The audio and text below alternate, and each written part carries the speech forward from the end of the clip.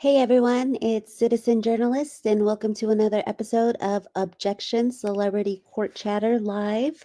I wanted to do a live show today because this has been one of my Roman empires this whole weekend, which is the Diddy trial and the upcoming verdict on Monday. So, lots went on last week with closing statements and arguments over jury instruction.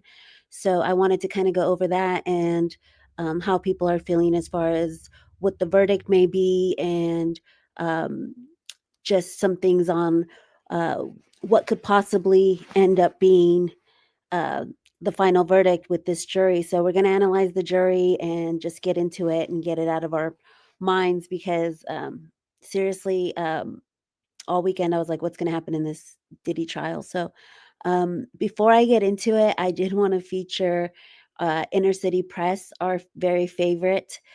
Um, and I wanted to open up with his song. Because I'm gonna miss this about the Diddy trial. He's singer-songwriter, and, I love his, weekly songs that he puts out on the Diddy trial, so just gonna play it for you really quick. Diddy do it? Diddy do it? Will they say yes?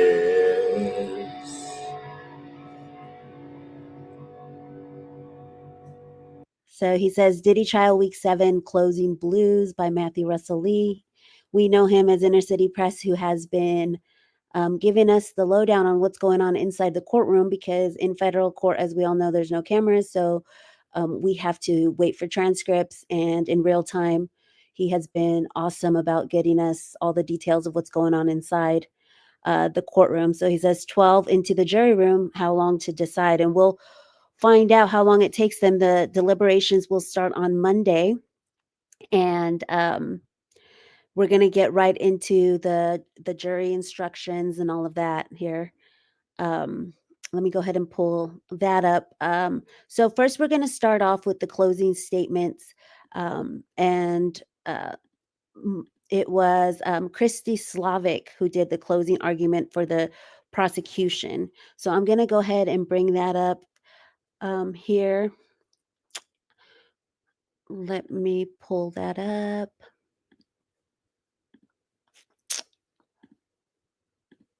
Thank you, everyone who's here watching. Christina, thank you. Tomorrow is a big, big day, she says. Yes, and I don't know, other people probably think about more important stuff, but when it comes to legal stuff between Baldoni and Diddy, I get into these Roman empires where I'm like, did the prosecution do enough? And that's kind of what the main Roman Empire was like, did they do enough to secure the guilty verdict or not? And so we're going to go over this closing statement here. So it says, here's the beginning of AUSA Christy Slavic's closing argument in Sean Diddy Combs' sex trafficking and racketeering conspiracy trial today. The defendant used power, violence, and fear to get what he wanted. Dozens of witnesses agreed. He doesn't take no for an answer. So here's the first page. It started off with the judge saying, Miss Slavic, you may proceed. And so she says, over the last several weeks, you've learned a lot about Sean Combs. He's the leader of a criminal enterprise. He doesn't take no for an answer. And now you know about many crimes the defendant committed with members of his enterprise. Kidnapping of one of the defendant's employees, arson by trying to blow up a car, forced labor, including of an employee the defendant repeatedly sexually assaulted, bribery of a security officer to keep damning evidence against the defendant buried, and of course, the brutal crimes at the heart of this case, sex trafficking. You heard all about how the defendant, again and again, forced, threatened, and manipulated Cassie and Jane into having sex with escorts for his own entertainment. Across all these crimes, the same thing was true. The defendant used power, violence, and fear to get what he wanted. Dozens of witnesses agreed. He doesn't take no for an answer. And so reading this, and I try to make it as powerful as I could with my reading voice, but we obviously don't know in what voice she shared this.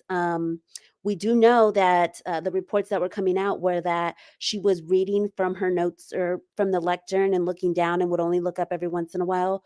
So the connection with the jury was not really there. And that's from some of the reports that came out. Of course, there were also reports that said, she killed it. She did great. She got everything in that she needed to get in. She instructed the jury on each count. And so there was that. So let me go ahead and switch this window to the next one. Well, really quick, let's get into some of the stuff she said before we move on to Agnifilo and the rebuttal. Let me, hold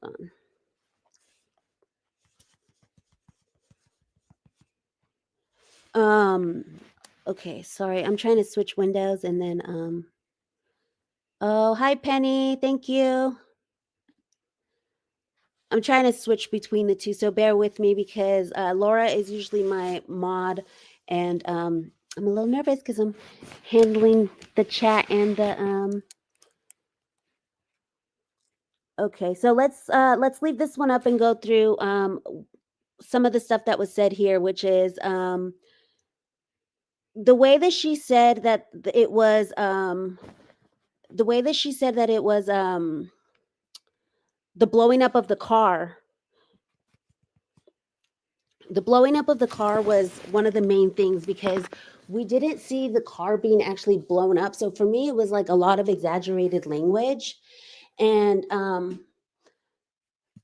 it wasn't really what was in the evidence. That was one of the ones that like just really bugged me was like in the opening statement, she was like, the car was blown up. So I was expecting to see this blown up car. And it was literally just like a charred seat, which I get it. Like it was, that's why I didn't understand why they remove the attempted arson when I felt like it was more attempted than it was actual arson. So I would have left the attempted arson more so than the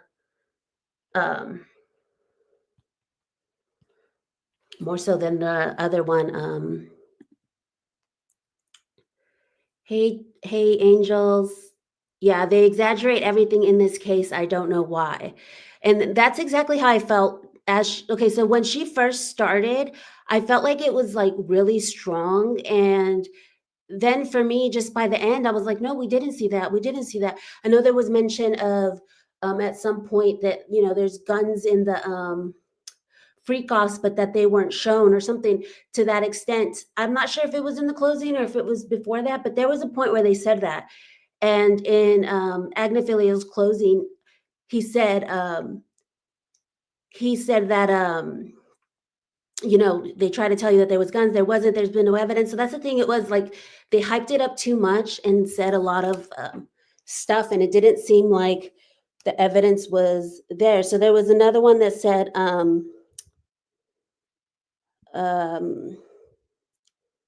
right here it says bribery of a security officer to keep damning evidence against the defendant to bury it. But again, we saw that Cassie was also on that call wanting to also bury it. So it's hard.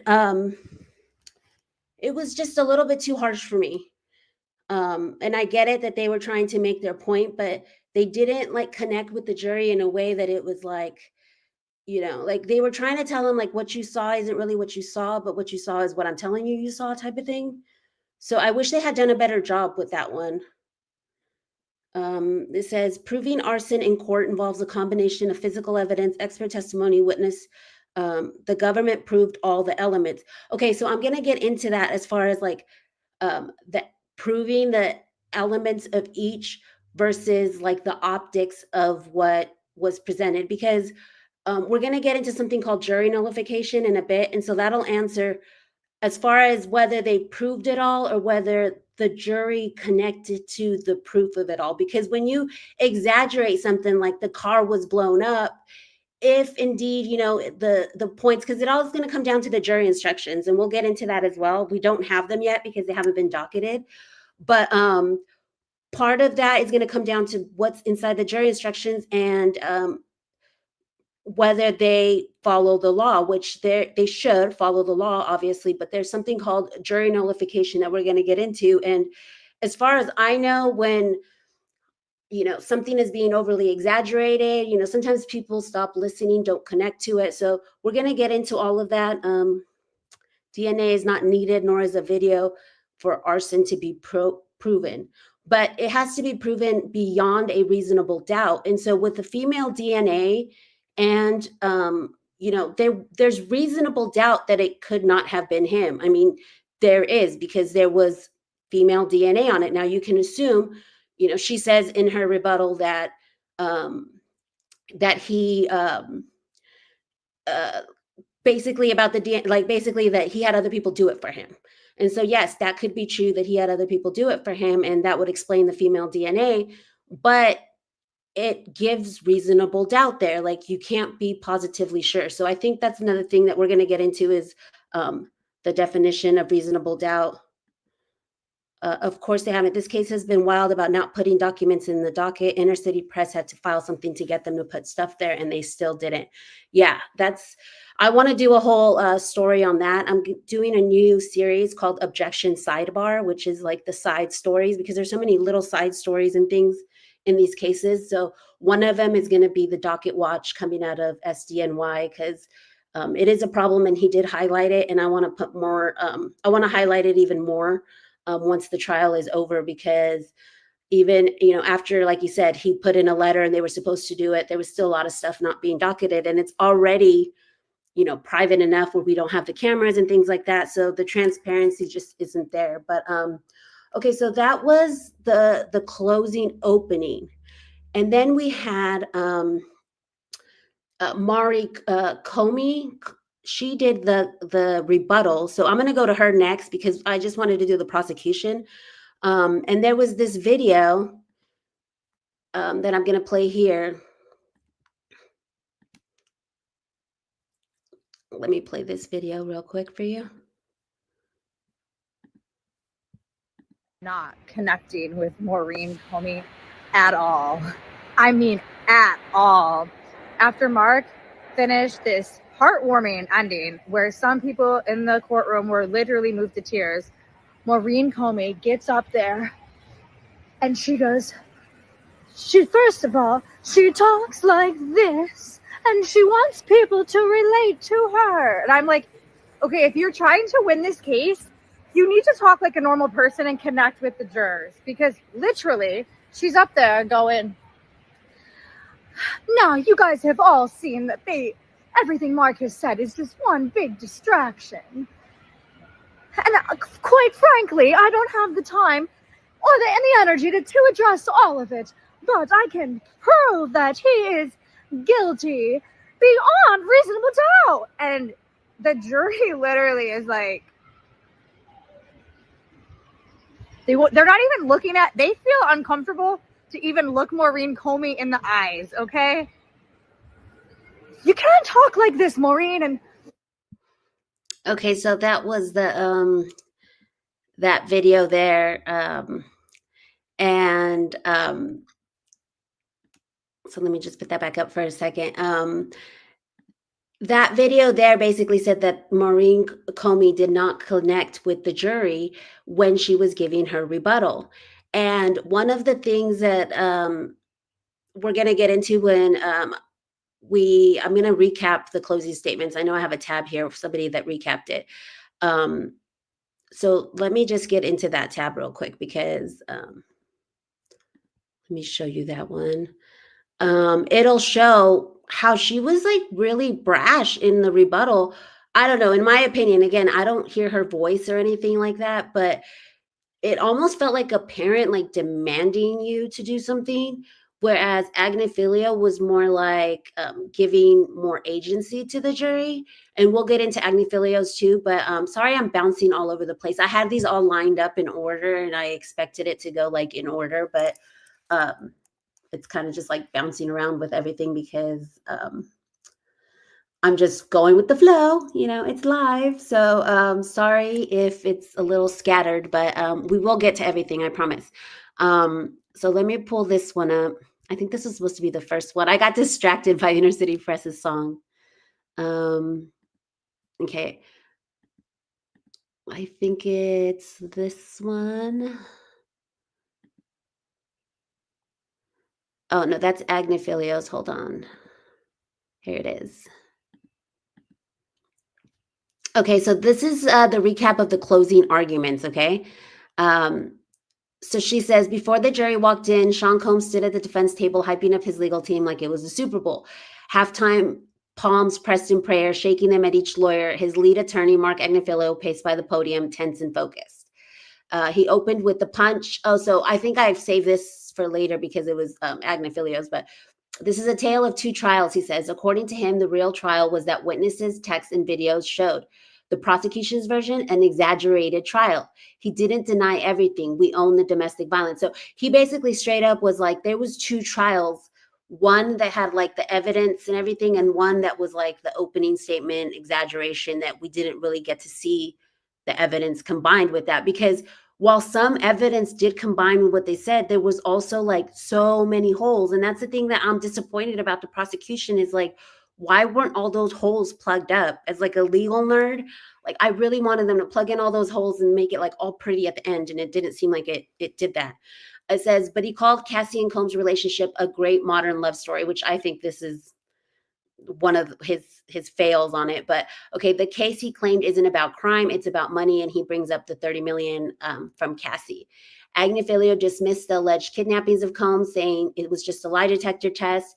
He said Diddy wasn't involved, just busy working. And then Kid Cudi car bombing, he's like, there is no evidence, which, you know, some people argue that testimony, some people say the testimony itself is evidence, but then you have to argue that if there's holes in that witness's testimony, they're allowed to just throw out everything that was said. So that evidence for a lot of those people, especially Capricorn Clark, who I believe was impeached by the defense, you know, they could throw that away. And then what evidence is there without Capricorn? You know, you start to diminish the evidence that was there. As for the $100,000 payment, that was not hush money. It was PR damage control, which again goes to what we're going to get into in reasonable doubt, that there's doubt that it could have been PR damage control.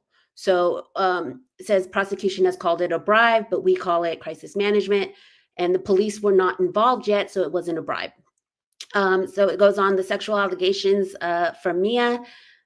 She said it was, you know, they're saying it was consensual. Combs had a drug problem, but instead the drugs were personal. He said this wasn't narcos. And one of the things I loved about Agnifilo is that he connected with the jury as far as like, you know, using things like Narcos. Like a lot of people know what that show is, like using pop culture references and things like that to connect to the jury, because we'll get into who the jury members are. And I wish I had actually lined up, because at one point, I think it's on my X, but I had highlighted all the questions from the jury questions, like before they picked who the jury members were.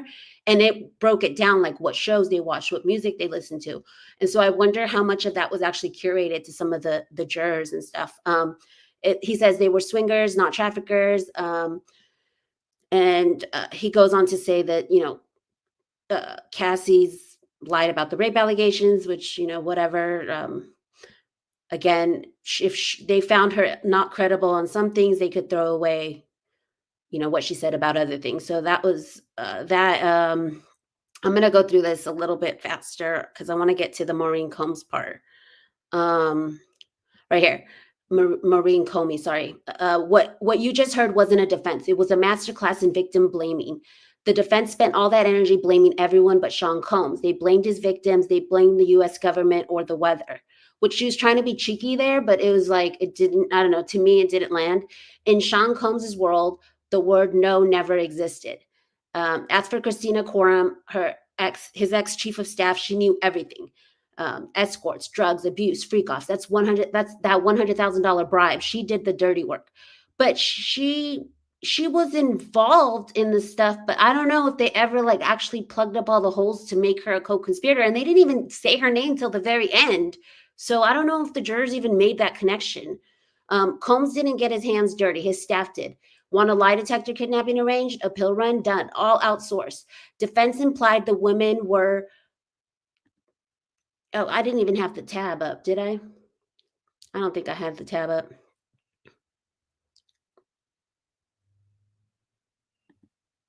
Okay, it's up now, right? Can someone say, sorry, I didn't realize I didn't have the tab up while I was reading it. So it says Comey broke it down. Sex trafficking isn't about shouting no. It's about getting a yes through fear, fraud, or manipulation. You don't need every freak off to be trafficking. Just one. The bar is legally low. The evidence piles high. As she wrapped up, so this is where like the gut point punch, I don't know if it landed in the jury or if it was more like I'm telling you what to do, but it says Sean Combs thought these women would never speak, that he scared them into silence. He is not a god. He is a man. And in this courtroom, he is just like anyone else. Then came the dagger. The evidence is overwhelming. It's time to hold him accountable. Find him guilty. And I don't know, but for some reason, I felt like that was just like the way she's like, find him guilty. When you compare it to what Agnifilo told the jury, he was more like the ball is in your court. Let me see if it's up here where he says it. Yeah, so here's Agnifilo. He says, hold on.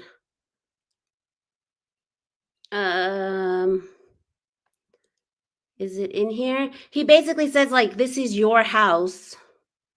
It might not be in this one. It might be in another one that I had pulled up. Return him to his family. But he basically says, this is your house. The only thing that stands between you, the only thing between citizens and the government is you, the jury. So he was giving them like agency. He was hyping them up. He was like, you guys are the ones that are going to decide. You guys are the ones that are going to be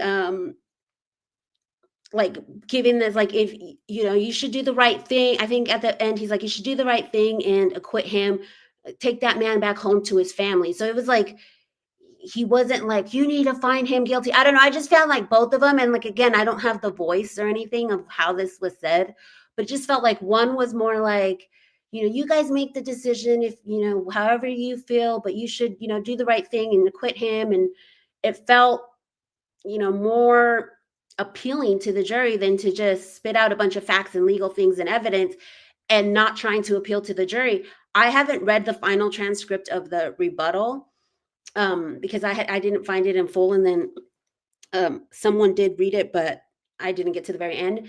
Because I wonder, like, why did they ever say in there, if anybody knows who's read it, like something like appealing to the jury, like this could have been your sister, this could have been your daughter, like that type of thing, where it's like to let someone like connect with the jury somehow. I don't know. It just felt like, sure, both Slavic and Comey had connected all the evidence and all the points, but like, did they connect with the jury? So let me just go look at the chat. Hey, Khaleesi, the jury duty is just okay. The jury's duty is to decide based on facts and evidence, not on the lawyer's personalities or deliver. Personal style is irrelevant to law. Yes, that is true, but we're going to get into jury nullification, which is a thing.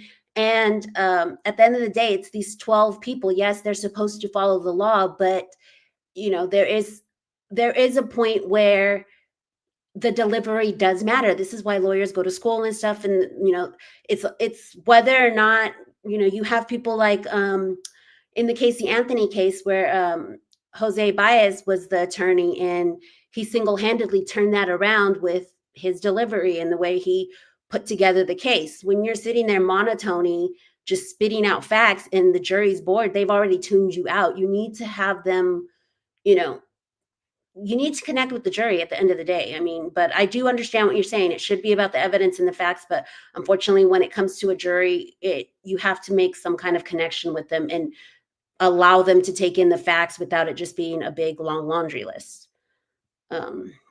Let's see, it says, acknowledging patterns of abuse, intimidation, and physical or psychological control elements that meet the legal threshold for coercion. Yes. Okay. So I agree with some of that. But at the end of the day, the domestic violence, from what I saw with the evidence, stemmed from the cheating, where it was either he was cheating or she was cheating. I believe with Jane it started up with, and I believe the one in the Intercontinental too was because Cassie was confronting him on cheating. So I don't know if that was necessarily abuse, intimidation, and coercion as much as it was just like, I don't know. That's just what I gathered from the evidence. Just the facts. If you want to rebuttal me on that one. Oh, thank you, Khaleesi. Yeah, I needed to get it out of my brain. You know how I always say, I only do content to get things out of my brain. Like, I really needed to get this one out of my brain. So it says, did you know Diddy's lawyer was admonished by the judge? Yes. Okay, so we'll get into this.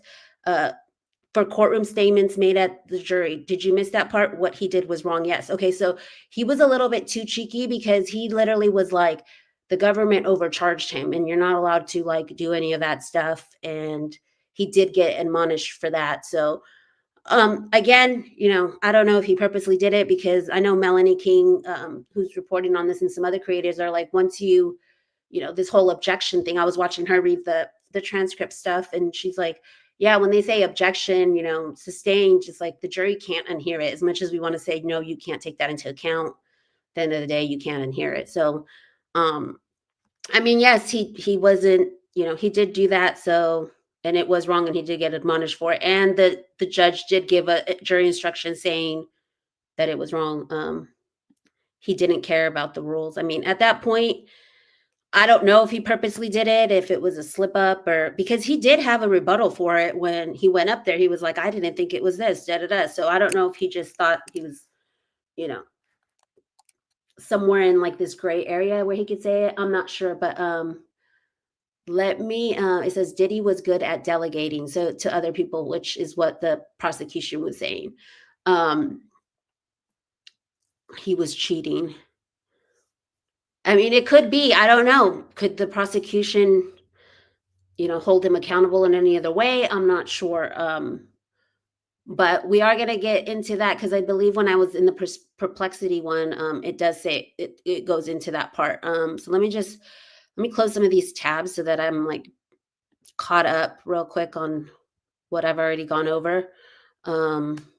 So here is,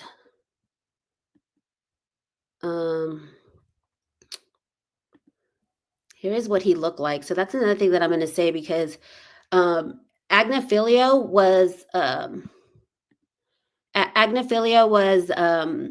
standing like not on the lectern. He was like, talking to the jury and like being really, really expressive to try to connect with them.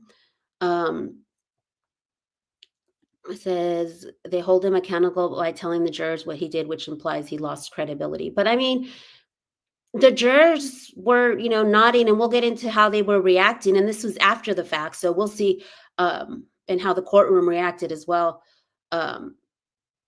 But yeah, I mean, it could have hit with some of the jurors. And when we look at some of them, like 2 or 3 of them are real analytical thinkers. So just the facts could be right. And that's why we're getting into this, to see, did the prosecution do enough or not? And so if you want to leave something in the comments on any opinions you have, whether the prosecution did enough, as we continue with the defense's side. So you see, this is a picture of him here. I don't know if I can make it a little bit bigger. No, I think I can make, oh, there we go. And he's pointing, I think at one point he pointed over at Diddy. And that's another thing where he broke a rule. Just the facts was right, where I don't think you're allowed to tell them. Well, I don't know if it's a rule or not, but I don't think they're allowed to know that he's in jail, because he did tell him. I believe this might have been the point where he pointed at him and he was like, you see those 2 U.S. Marshals behind him? They take him to and from the jail. And I know Court TV had reported on it and said that was unusual, because usually, that's why he's in a sweater and everything, because the jury isn't supposed to know that he's in jail. And it could appeal to some jurors, which is like, he's already done some time, or, things like that. So if you haven't gone over to Court TV, they have a lot of good reporting on, and that's where, I got a lot of these things that I'm talking about right now is from the great legal analysts in Court TV. Okay, so let me go to the next slide. And thank you for bearing with me. One day I'm going to be like super like slick with changing slides. You won't even know what's happening. But until then, I appreciate y'all bearing with me. So, all right, so this one says, this is the jury reaction. Made it to the main courtroom yesterday, and jurors were very receptive to Agnifilo's. Thank you, just the facts. Made it to the main courtroom, or they were receptive to Agnifilo's closing. P.S. The juror that replaced 6 was sitting on the edge of his chair with pen ready. a lot of smiles from him. So I thought it was going to be the UN guy. If you guys followed my last one where I was like, it's going to be UN guy. We thought it was going to be UN guy that replaced number 6, which was a guy who was, worked formerly for the United Nations, but it ended up being somebody else. And it seems like he was, all smiles from him. It says, this is one of the parts that I noticed, heads shaking and smiles from the jury. So let me zoom into that one so I can read the part. So it says, they go into the man's bedroom. They go into the man's most private life. Where is the crime scene? The crime scene is your private sex life. That's the crime scene. And keep in mind something else. Nobody invited the government. Nobody went to the police. Every phone that I know of has a 9 and a 1 and a second one. Nobody calls 911. Nobody calls the FBI. No one calls Department of Homeland Security. Nobody calls anybody. They do call somebody, though. They call civil plaintiff lawyers. That's who they call, because this isn't about justice. This isn't about a crime. This is about money. It's about money. And that's another part of the big themes in this case, money. Cassie Ventura sued Combs for $30 million because Sean Combs had $30 million. If he doesn't have $30 million, there's no lawsuit. She sues him for $30 million because he had $30 million. And you heard that this investigation, this very investigation, came out of that civil case. No $30 million, no lawsuit. No $30 million, no lawsuit, no criminal case. That's why we're here. We're here because of money. It's really true. And I want to make this point to you time and again, and you'll see that I'm right. And so according to this person on X who was in the courtroom, this is at JC, and I just started following, just a girl that loves true crime, fairness, and trials. Let me follow her.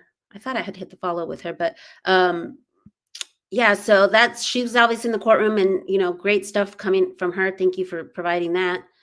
And then we had this one from Dennis Byron,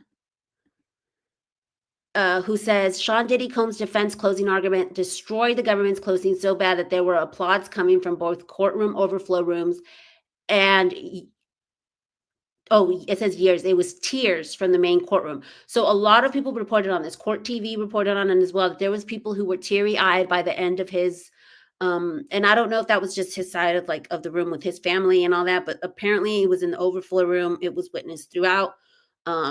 Everyone cheered. So, let's see. It says juror 6 might be the correctional officer. Okay, thank you for that. I didn't know that. Cassie's civil case was about a financial settlement. This federal case is about alleged criminal conduct, 2 entirely different legal arenas. Mark, let's not confuse the two. Oh, I love it. The snark.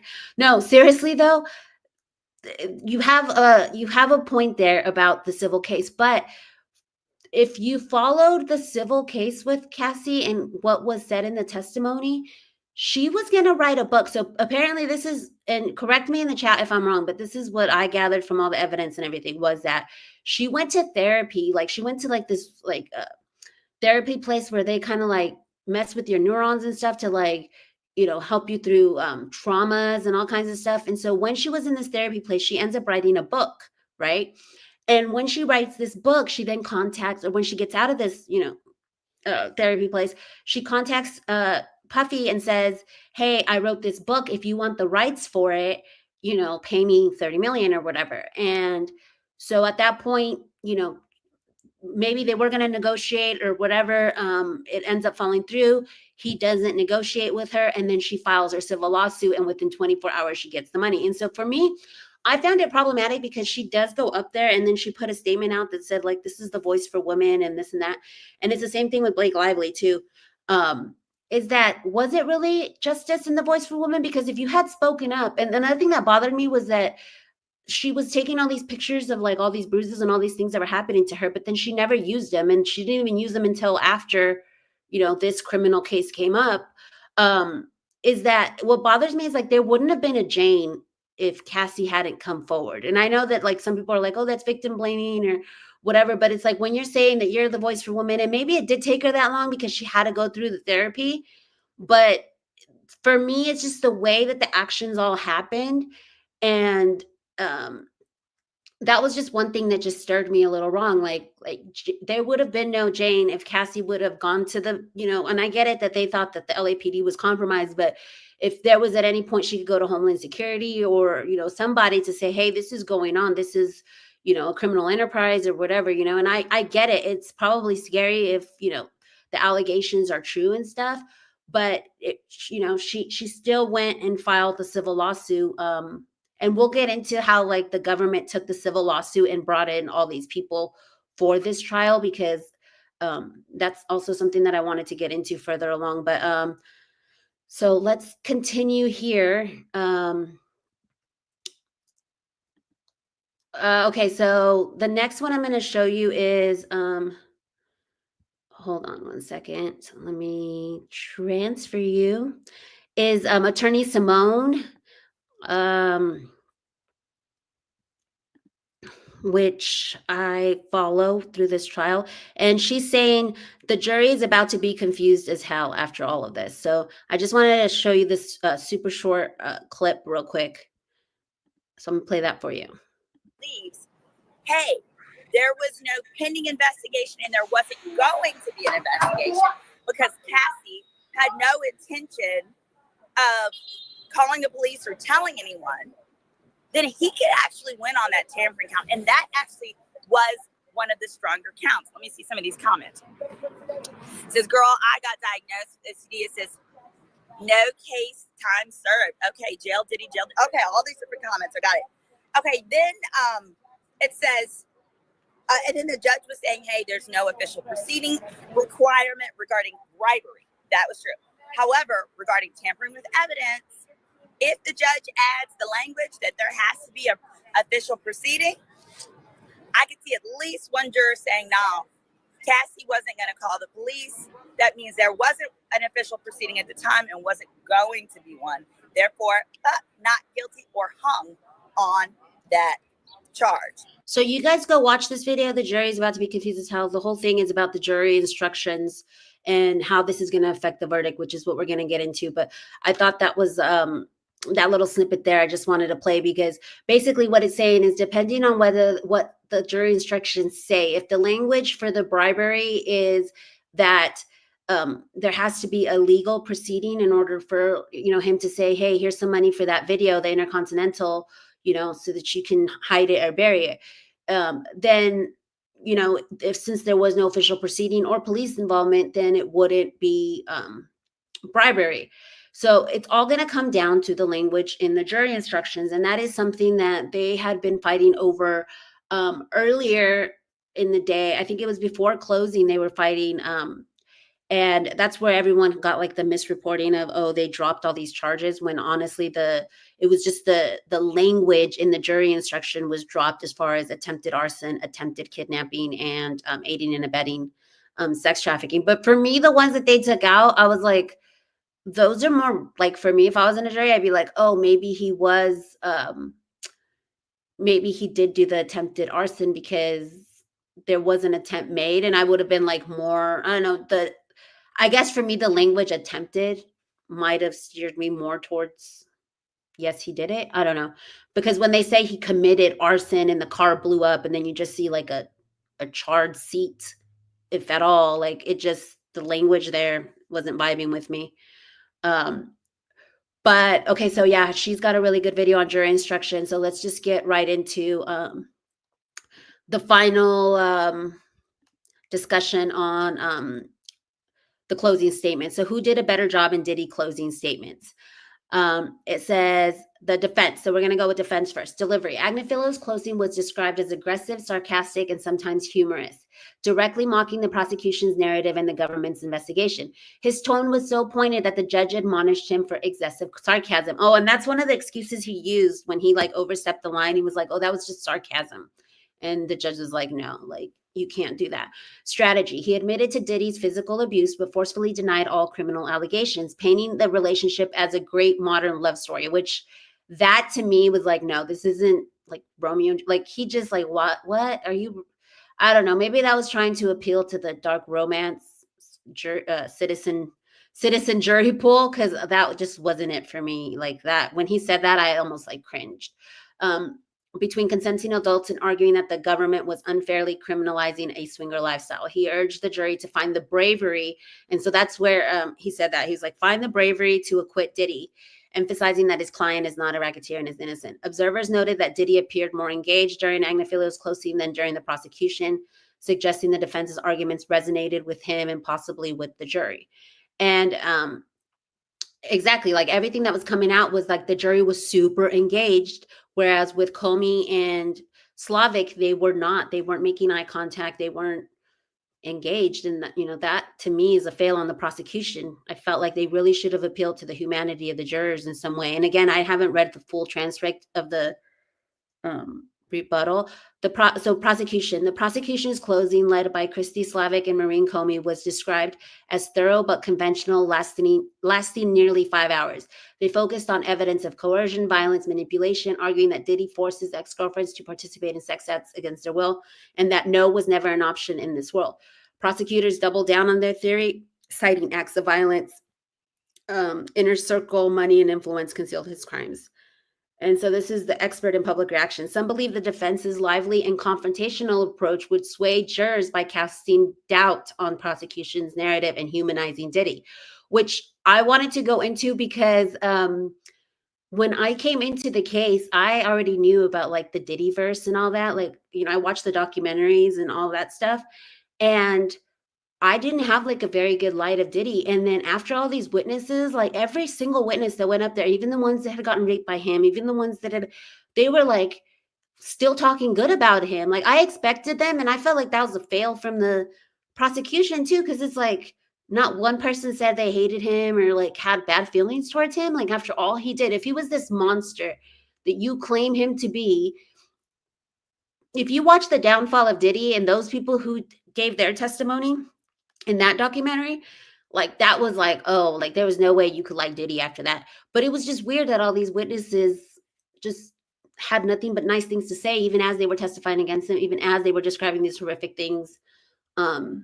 So in a way, the defense did their job, at least for me, because I went in here like thinking, I still do think that he's a really problematic person and a bad individual and, a lot of things, but at the end of the day, like they humanized him enough for me to be like, give it a second look, I guess is what I'm trying to say. It's like they still wanted jobs after this. Who are you talking about wanting jobs, Khaleesi? The attorneys? Intent to protect one's image does not negate the legal impact of suppressing evidence relevant to potential criminal conduct. But it's reasonable doubt as to whether he bribed them or not, because was he bribing it to impede an investigation, or is there reasonable doubt that perhaps he's saying the witnesses? Yeah, but they don't work for him anymore, right? Or like what? Can you clarify, Khaleesi? Because they still wanted jobs after this. Oh, are you talking about the Capricorn Clark who asked for a job after the fact, like just a year ago? Is that who you're talking about? It says there are several things proven in my opinion, but if the jury understands it, I don't know. And that's the thing. We're going to go into the jury nullification, whether or not they're going to vote legally, which, again, they should. But let's see. Okay, we already see that one. Okay, I see what you mean. Okay, we already went through all these in the chat. So thank you, chat, for, participating in everything. There's reasonable doubt that Diddy gave them $100,000. The security. No, that was one of the ones that I felt was really strong, but it's going to come down to the jury instruction on whether there needed to be, police involvement or not on that one. But for me, the two that I felt were really strong, because all the other ones, the sex trafficking and all that, I felt like all those witnesses were impeached. Like, if I was on the jury, I would have thrown out Capricorn Clark's testimony, the girl who got over the Cassie's testimony, James. I would have thrown all their testimonies out. And so for me, all that was left was the employees at the hotel and the what was the other one? It was the obstruction of justice, or the bribery one. And the escorts, the male escorts. I thought the Mann Act was really strong. It was like they said they were traveling, they had the receipts and all that stuff. But he did say something, Agnifilo, which I'll get into right now. Yes, or anyone else related to Diddy's business. Oh yeah, the witnesses. Okay. Let me finish this slide and then I'll get into the other one. It says, summary, it was more colorful, memorable, and possibly more engaging for the jury, but it also risked being seen as flippant or dismissive of serious allegations. And so for like the critical thinkers who are there for like, I need the facts, I need to make the connections, like what is the legal law, what is the definitions, like they want all that. Those people probably connected more to Kami, but for the people who are there and don't have as much of a critical mind, who, you know, you can appeal to like emotions and things like that, they may not have connected. They were more methodical and focused on the gravity of the charges, which may appeal to jurors seeking a straightforward, fact-based argument. So let's go look at the jurors real quick. If you are not following the Diddy docket, they're on X. Make sure to. It says Christina says that Cassie's stuck and some stuff with Mia. I don't know about Jane. So for you, Cassie's testimony was compelling. I felt like there was some holes in there. This case is not about personal opinions or what the law should be. It's about applying the law as it is written. Yes, strengthens but okay, yes, you're right. Strengthens the integrity of the judicial system. Yes, everybody should be voting on the law, but that doesn't always happen. Look at Casey Anthony. There was reasonable doubt there, and the reason why Jose Baez was so successful was he, talked about how she had been, essayed as a child, and that it was her father, that this was an act. Like, he really played to the jury's emotions, so it's not always cut and dry. You also have like the George Zimmerman case. There was law, and then there was when people were like, oh well, because the law was followed, but was it really? There's always gray areas with this. So I do just the facts. I agree that it should be held with integrity, but we're going to talk about jury nullification here, the next one, because I know that we need to get into that one. AI will replace humans as jurors, and that will be that. I mean, it could be, but there's also AI can also be problematic when making decisions. So then we will let hackers have the leverage. Well, that's true. Okay, so this is the jurors. The diddydocket.com is everything Diddy, and I love this website. I wanted someone to do this for like Baldoni's case when his goes to trial. I wonder if Diddy Docket might like get into the Baldoni Lively stuff. But this is really cool website. It has everything in here. And so the homepage has, the jurors on there. So you have an investment analyst, a social worker, prison communications worker, a scientist. So he's going to be analytical, I believe. Retired finance, retired telecommunications, logistics analyst, banking. He's another one that I think is going to be. Male 69 actor and massage therapist, the deli clerk, physician's assistant, and former treatment coordinator.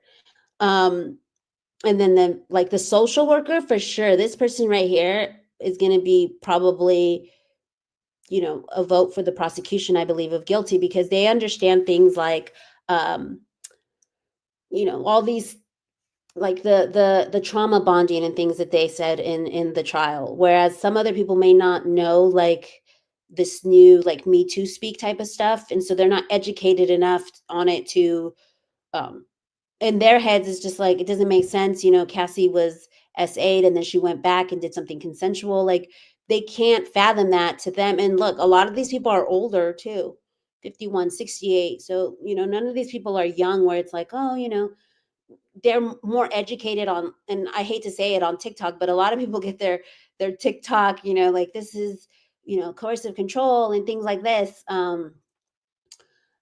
And so the younger generation, I feel, is more like in tune with that type of language because they're kind of like growing up with it. But like the older generation, I don't feel like has, is educated enough on that type of language. To them, it just seems like, okay, well, that doesn't make any sense.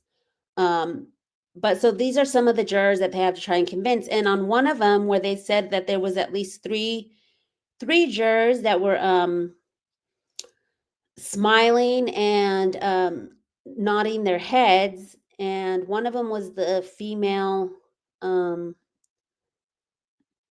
me see. Did I close that tab? I might have accidentally closed that tab, but it was a female. I think the only Black juror that's on there. She was nodding her head, and then oh, it was when, when it was? It wasn't nodding. It was they were smiling, and I didn't have it up because it was the court TV clip that I didn't pull up. But on the court TV clip, they basically say that he really connected with them and everyone was like chuckling and smiling. There was 3 jurors who were like smiling and nodding their heads, was when Agnifilo said the thing about like, thank God we got all the Astroglide off the streets. And so he was using like sarcasm, humor to connect with them, and it seemed like it landed.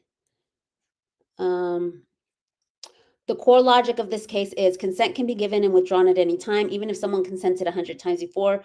Forcing or coercing them after they say no is illegal. Okay, yes, but the defense did make a good argument when they said that he's not a mind reader if they were, consenting all these times. And that's another thing that I found, like, it's like, how did he know that when they were saying like, yes, I want to do it, that they really didn't want to do it and they were just like scared of him, so they were just saying it? Like, I don't know, he might have known, and like, but it just seems to me like, and they only played up 2 occasions, and that's why, to me, I'm upset with the prosecution, because I felt like their case should have been strong. There was things that I felt like they could have done to plug in holes, as far as like, they should have said, not, oh, if 70, if so many cases were yeses, one of them was no. When they were talking about the cans and the intercontinental and stuff, like, they should have walked them through, like, this is why the cans won, this is what the text message said, this is what, and I felt like they didn't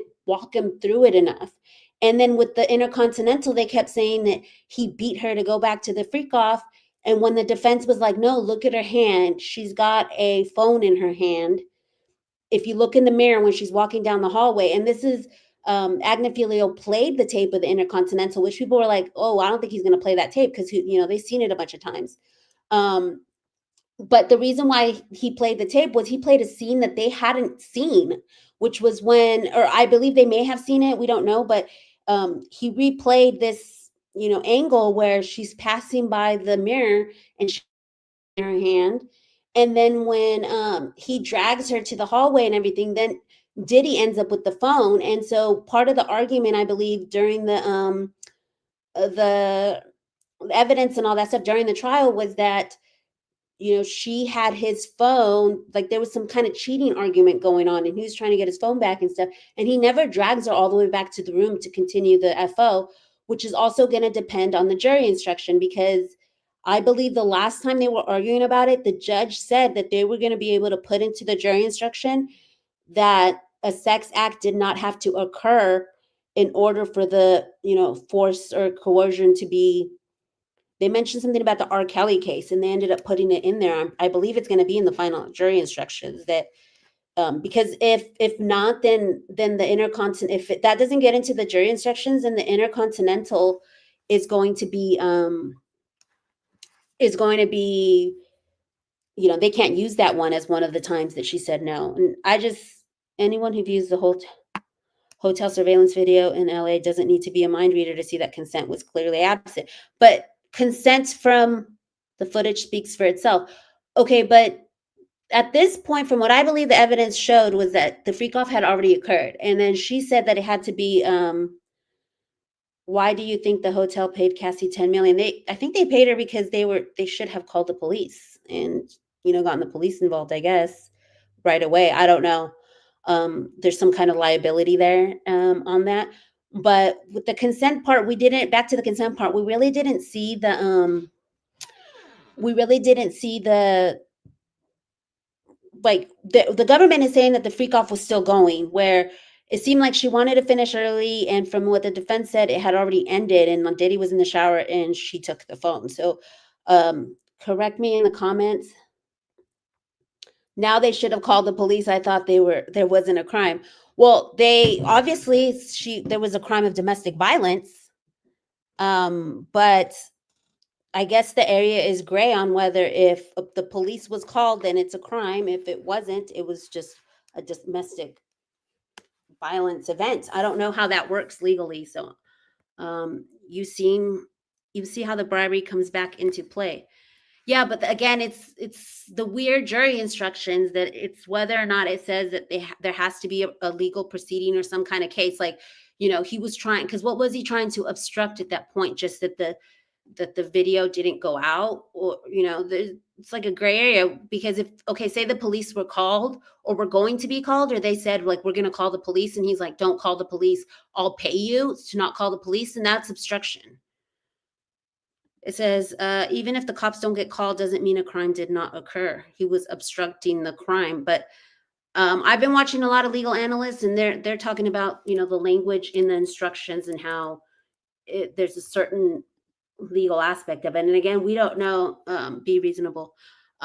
We don't know what the jury instructions are going to say, and whether or not the jury is going to go based off of these jury instructions, which again, they should. But okay, let me bring up the jury instructions. It says, this is the proposed verdict form from the government. So we don't know if this is the final form or not. This is just what was submitted. Nothing has been put in the docket. I'm assuming maybe we won't see it tonight, and it won't be until tomorrow when the judge actually reads it and tells them. But it's got 11 RICO predicate acts on it, and whether they find him guilty of RICO, which is count 1, guilty or not guilty. And then with each one, was it proven or not proven? And so this language may change, because these are not the final ones, but that's going to depend on what the judge does. So if you want to know more, you see this is the Diddy docket, and this person explains like where to get them. You go into the website, diddydocket.com. And then if you go down here, read the case documents. And then you can go into the docket number, and you can, like the very last thing that was put into the docket was, and that's why I wanted them to do this for like Blake and the Baldoni one, because I think, it's like all in one place. And I know we have the lawsuitinfo.com, but anyway, so this is where the government removed the instructions related to attempting kidnapping, and so we saw all that. And you can see I guess it didn't transfer the window. Sorry, guys. When I clicked on the link, it didn't transfer the window, but it's on diddydocket.com. And so here is the predicates right here. There was in another video that I made with me, Leanne, and Laura. But so here you have, all the 8 predicates, and this was from Nate the lawyer. Sorry, Christina. She's like, it's okay, CJ. I'm struggling here. Well, because I also want to be part in the chat too, because I mean, these are good questions, and thank you, Just the Facts, and Christina and everyone else who's participating. Because I mean, they're good questions. I don't have a co-host, so the chat is my co-host today. And okay, so here are the predicate acts. They're not secret or exclusive to the judge. They're public and available to anyone. The judge simply reviews them. Yeah, no, they're not secretive, but they haven't been docketed. And that was one of the things that we had a problem with, was that the stuff isn't being docketed. Maybe not quick enough, but he did say it was going to be like weekly or daily at one point. Yeah, yes, but those are not the final jury instructions. Those are just the proposed jury instructions on Diddy docket. They haven't docketed the new ones, have they? I haven't seen the new instructions. Yeah, tell me how to do that, because as far as I know, an Inner City Press was reporting that the new jury instructions had not been the final ones. If you insist, okay. Well, I mean, what docket? Just tell me the docket number, and I can just scroll down to it. But they did file, or they did wanted to preserve the record on some of the I don't know how to look. Yeah, I thought it was on the Diddy docket, but I've been refreshing it and I haven't seen anything docketed yet. So I've read the old instructions, that the proposed ones, but they've already gone over some of that. Some of that was deleted, some of it wasn't.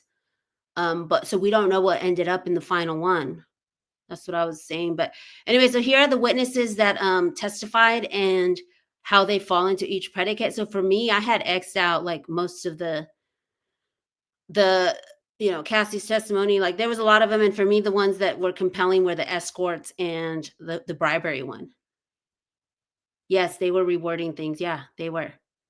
And the defense said they wanted to, for the record, for an appeal or whatever, was to preserve the record because there was some where they were told no and they asked like to preserve the record, that they were objecting to it. So I don't know how that works with appeals. He has a great appellate lawyer, which we're going to get into in the second half of the discussion here. Let me try and move a little quicker through this. Sorry, y'all. So this is what I was saying about the definitions that I'm going to start to share. Okay, so here we're getting into the good stuff now. Okay, so we're going to explain mens rea, jury nullification, and beyond a reasonable doubt. Okay, it says the Sean Diddy Combs trials centers around federal charges. Understanding the legal framework requires examining three key concepts: mens rea, beyond a reasonable doubt, and jury nullification. So mens rea is criminal intent. The guilty mind or criminal intent required for conviction. Prosecutors must prove Combs intentionally engaged in the illegal acts.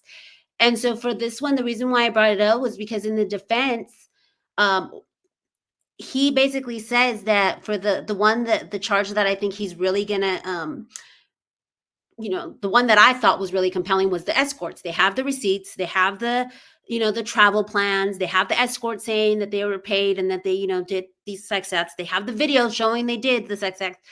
But Agnifilo was like, he watched porn and he thought like, because some of these guys were porn actors. I believe two of them with the Jane thing were porn actors. And he's like, he's thinking this is just, he's paying them for a performance. He didn't think he was doing anything illegal. And at first I was like, like wondering like why he had like said that or whatever. But then later when I found the definition of mens rea, I was like, so he's basically trying to say like he wasn't like doing this in like an illegal way where he was, and this is just what, he said. So again, it's up to the jury. But I felt like, wow, okay, so he brought that into, and one of the lawyers that I follow on X, he made a point of this. It says diminished mental capacity from substance use. The defense didn't use this, but that lawyer was like, they should have pointed out the fact that he was a drug addict and he was also under the influence. So could his actions while under the influence have criminal intent behind it? So I thought that was compelling too. Or foreign garments with intent that such individuals engage in prostitution. Easy charge. Yeah. But, he did try to say that maybe his intent, he didn't know that was illegal to pay for sex and transporting because he'd watched porn and thought that it was just the same as porn actors. So we're going to go into the second one, which is beyond a reasonable doubt. Okay. The prosecution presented 34 witnesses and evidence spanning 20 years to argue that the guilt was overwhelming, but the jurors must unanimously agree guilt is proven to the standard for each charge. Otherwise, acquittal is required. And so, there was some where, like we talked about earlier about beyond a reasonable doubt with, like what did we say? We said the arson, was it beyond a reasonable doubt? Like there's no doubt in your mind that it was him and it couldn't have been anybody else. We have the voice recording where he says, I'm gonna blow up the car. But again, it's up to the individual juror to decide, whether it was beyond a reasonable doubt. Beyond a reasonable doubt, I think if Capricorn Clark's testimony, for me, like if she had been, truthful, there was no holes in her, that could have been compelling for me. Let's see.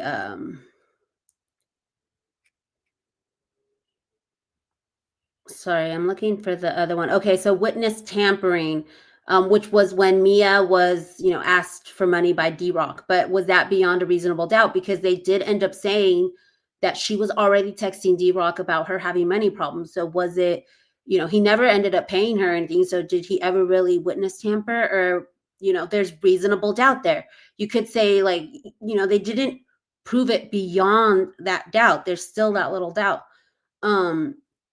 And then, of course, the Cassie video, where did they prove beyond a reasonable doubt that he was dragging her back into the freak off? I don't think that they proved it beyond a reasonable doubt because you see her get dragged halfway through the hallway, not back into the room.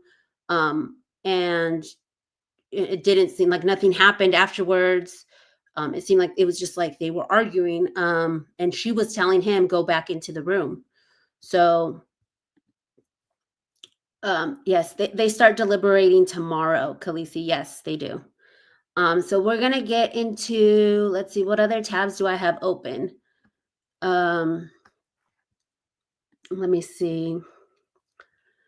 Okay, so this is one where we're saying, let me share this tab.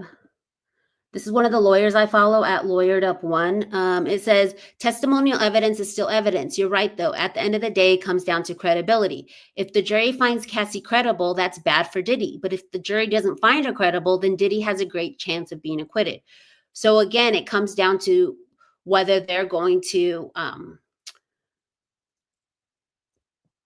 it says 20 instances. I didn't know that they had 20 instances. I thought the two that they said in the closing was Mia and then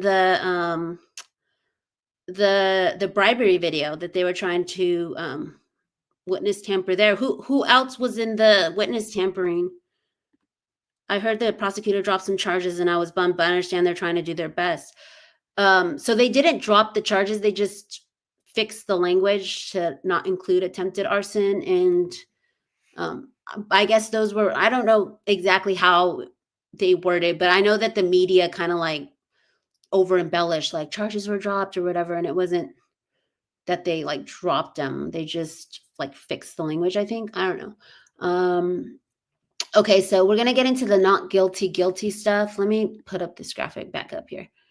For anyone who's just joining us, Diddy's fate hangs in the balance. We've already gone over what the jury instructions are going to have to entail for him to get a guilty. And we went into who the jury members are, their mindsets and how the closing statements landed with them. So thank you for sticking by me here. If you like the stream so far, go hit the like button. And when we end the stream, I'll remind y'all to drop a comment in the comment section. And if you're not already subscribed, go ahead and subscribe there. I'm just getting the next points up and deleting all these windows so I don't get all mixed up.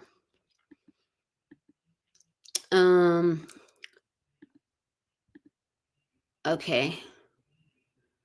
Oh, jury nullification, which is what we didn't get into. Sorry about that. Okay, here we go. Before we transition to the guilty or not guilty. So this is where we're going into jury nullification. It occurs when jurors return a not guilty. Can you guys see it? Let me remove this. Feed the algorithm. Thank you, Christina. Yes. Give it a like. Okay. So jury nullification occurs when jurors return a not guilty verdict despite believing the defendant broke the law, often to protest unjust laws or penalties. Nullification could arise if jurors reject trafficking charges as overreach for consensual acts, though judges forbid lawyers from suggesting it. But, it seemed like Agnifilo was kind of saying that it was overreach. Look, they're in your bedroom. They're, so he did plant those seeds for jury nullification. Combs' high profile, he kind of was like, next time it could be you type of thing. Combs' high-profile status and potential life sentence could influence jurors' sense of fairness. A hung jury lacking unanimity could force a mistrial, functionally nullifying the charges. So it says the jury of 8 men and 4 women will begin deliberations on June 30th. A guilty verdict requires basically unanimous on all counts, while a lone holdout could cause deadlock. The defense's decision, so this is what I found compelling. The defense's decision to present no witnesses, gambling that the prosecution's case was unproven, heightens the role of reasonable doubt, because the optics are there where the jury just went through 34 witnesses, weeks and weeks and weeks of testimony, a 5-hour closing statement. And then for the defense, they brought no witnesses, just pointed out that there was some cherry picked exhibits and text messages for their defense. And then, had a, hour and a half, 2-hour closing statement. And so the optics there might be that, they feel confident that the prosecution didn't prove the case. So I don't know if that also will swing the jury where they didn't call anybody, and the jury in their mind might be like, well, why didn't they call anybody? Plant a seed of doubt in their heads as to like, well, maybe the prosecution didn't prove their case. So they were that confident that they didn't have to call nobody. The outcome hinges on whether jurors accept the prosecution's narrative of criminal intent or the defense's portrayal of lifestyle choices. So that is what it's going to come down to it. Oh, hey. No one hypes a chat like Christina E. Thank you, Christina. And you know what? Where is it? Right here. Here we go. No one hypes a chat. Thank you, Khaleesi, for pointing that out. Laura did tell me, she's like, Christina will mod.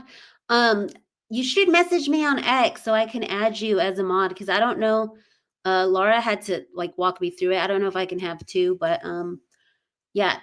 Or just message me on the private chat, and I'll figure out how to make you a mod, because she did say, she's like, Christina can mod. Okay, so any thoughts, anybody in the chat on jury nullification? I just learned about that recently through Court TV and another legal analyst who had pointed it out, because I didn't even know, like, I'm just like, you know, they have to follow the law and all this stuff. So I didn't even know that that was, you know, an option there or not. So, yeah, so we're going to get into guilty, not guilty, and what the consequences of that is. Let me just see what other ones I have up. Okay, so that's my next one for not guilty. Okay, and then we're going to go into the civil cases and we'll end the show. Okay, so to wrap up the jury nullification, a lot of that times happens too when they sympathize with the defendant, and that's what happened in the Casey Anthony case. He brought in the essay and all that stuff, and then they started to sympathize with her, and I believe that's why they came to the not guilty, because, you know, prior to going in, there was so much evidence of guilt, and by the end, they went not guilty. So I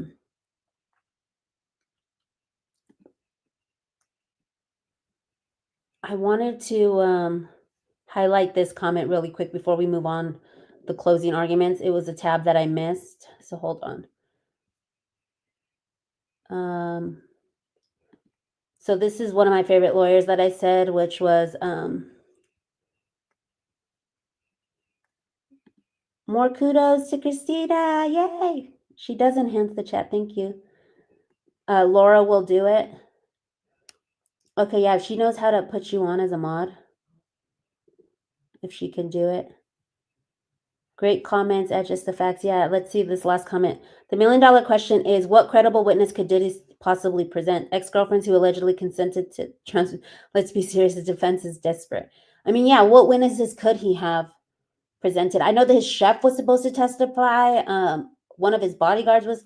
There was a couple, if you go to the Diddy docket, there was a couple of witnesses that did not go up. So I'm not sure if they just decided not to put them up, or maybe they didn't have anything to say. But let me pull this one up real quick.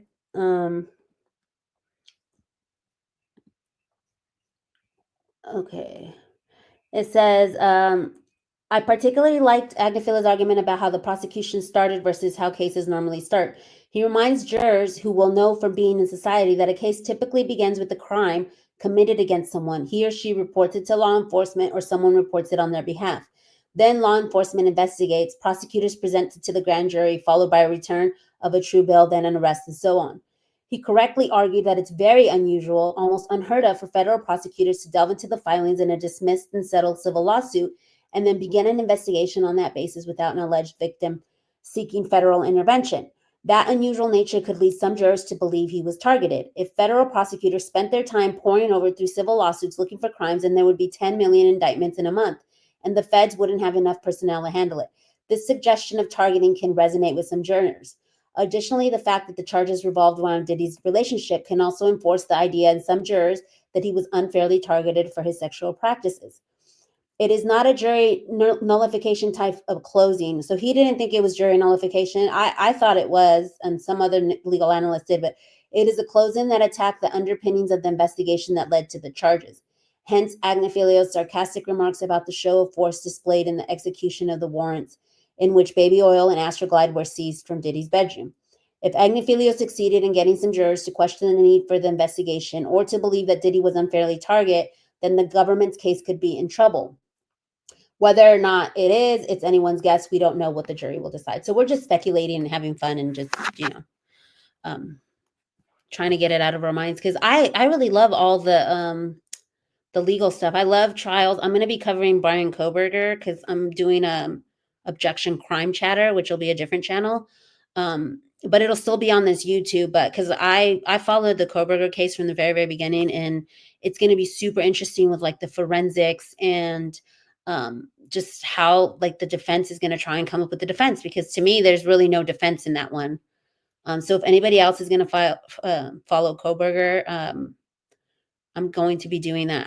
I'm obsessed with all like the legalities of it, and even just finding out what jury nullification was, and I'm finding out all these terms. I watch Ask Two Lawyers, who do a lot of like the educational terms on what stuff is, like discovery and all that.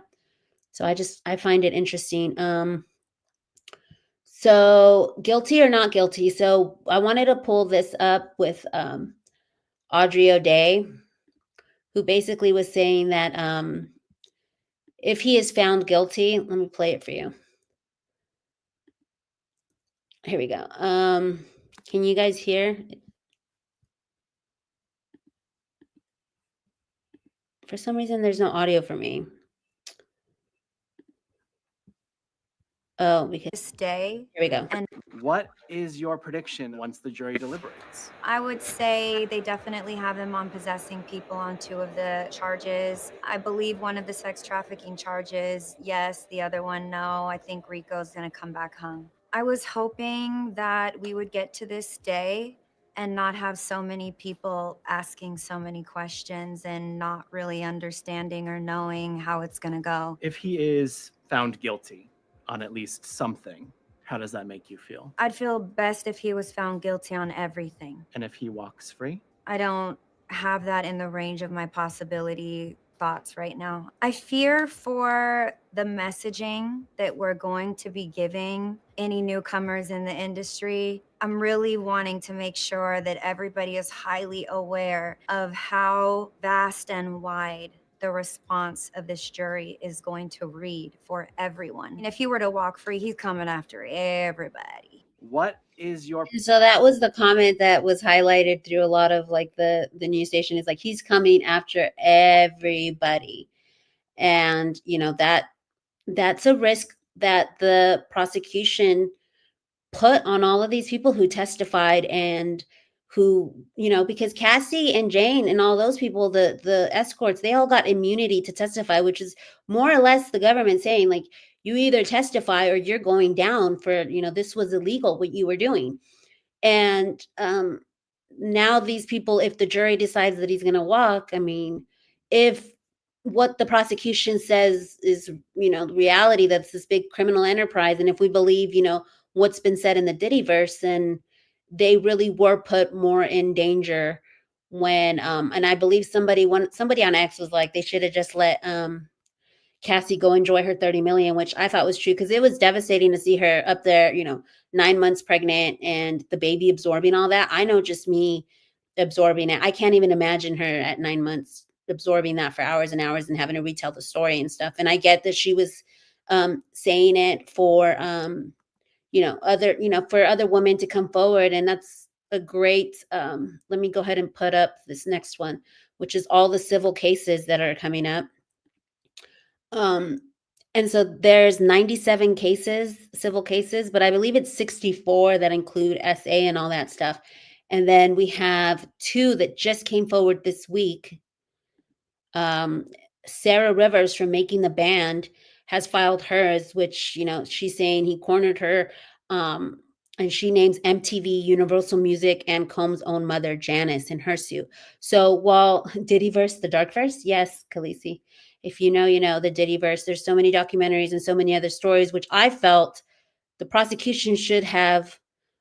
I would have been more compelled with Jaguar right up there testifying for an hour than I did with the witnesses that they brought up. Just because for me, I felt the ball was dropped when everybody was saying nice things about Diddy, because I don't know, it endeared me to him in a way. And I'm just being honest, like it really did. It was like, wow, all these people were talking really, really good about him.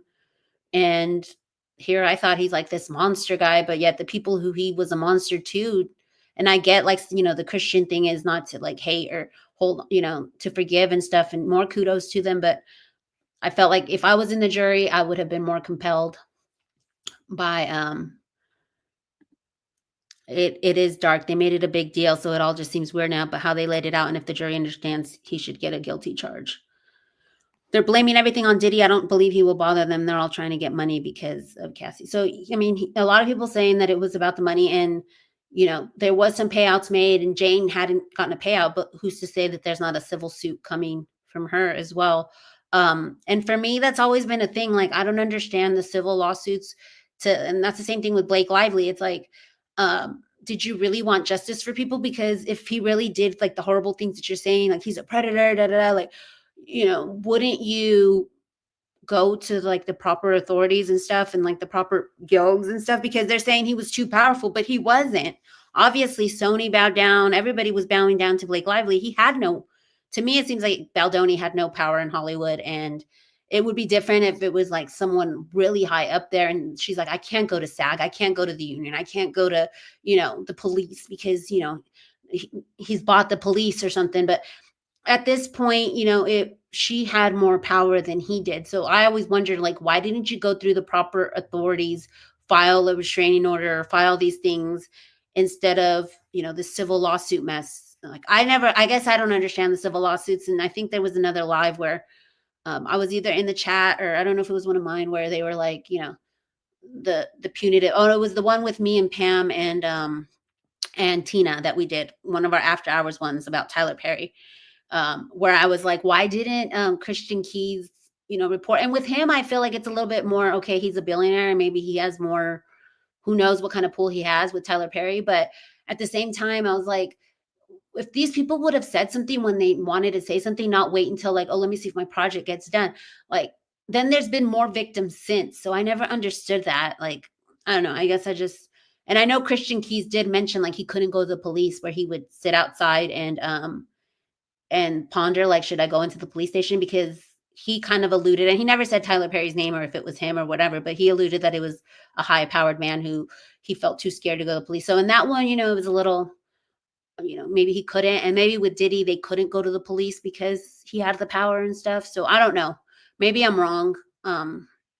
Again, I just have like my little opinions, but I was waiting for Jaguar Khaleesi.